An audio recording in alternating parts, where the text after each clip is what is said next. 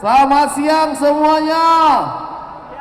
Nah, gitu baru semangat. Oke, GPD Koi Frenzy. Kita lanjut ke sesi kedua dan sekarang kita punya dua narasumber. Yang pertama, yang kedua Dr. Nang dari Thailand. Halo Indonesia Koreans. 盛り上がってますか Are you enjoying? I'm very enjoying attend school. I'm a same as you. I got a lot of problem about the normal disease.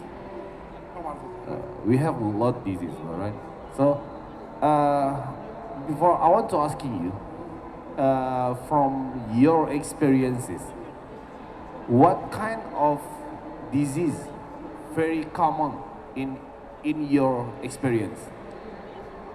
Actually, bacteria. Bacteria, right? Yeah. So fungus easy to taking care of the medicine or salt and heat, water heating, not so dangerous. But bacteria very dangerous. So how to cure if we got that problem, that disease? Good question. So should be confirm water condition quite often. So otherwise cannot prevent the disease and cannot keep maintain core health. So water temperature and water hardness and water ammonia level, so should be confirmed update. So otherwise koi get the stress. I already explained to the all attendant first stage. So koi get the stress and reduce the mucus, cannot protect and easy to get the disease. So drinking water, confirm the water quite often. That is very important. Okay. So another important point, please confirm your lovely koi condition by your quite often. So when feeding time, so after feeding, don't back to the house. So keep looking or which koi have a not comfortable swimming and which koi have a red spot. So such as this is important. First of all, koi swimming, so like not unusual swimming. Sometimes gapping up and down, sometimes scratching. Yeah, this one, for example, scratching almost like a koi parasite. So surface of the skin, very itchy, and then scratching. That is the parasite. And try to see skin.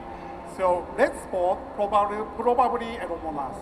And so try to see fin will be like broken, and so white spot. So that is a fungus. White spot is a parasite. Yeah, but sometimes fungus killing to the tail, hand. Oke, yang kedua, pada saat kita kasih koi jangan langsung pulang.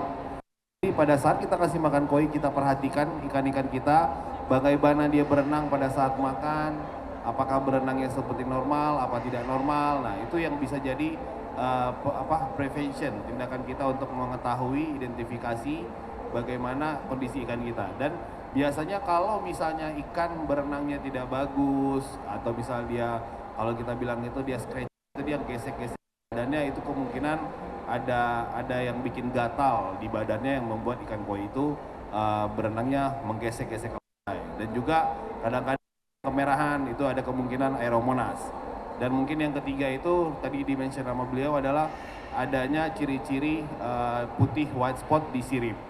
Nah, itu kedua adalah kita perhatikan pada saat kita makan.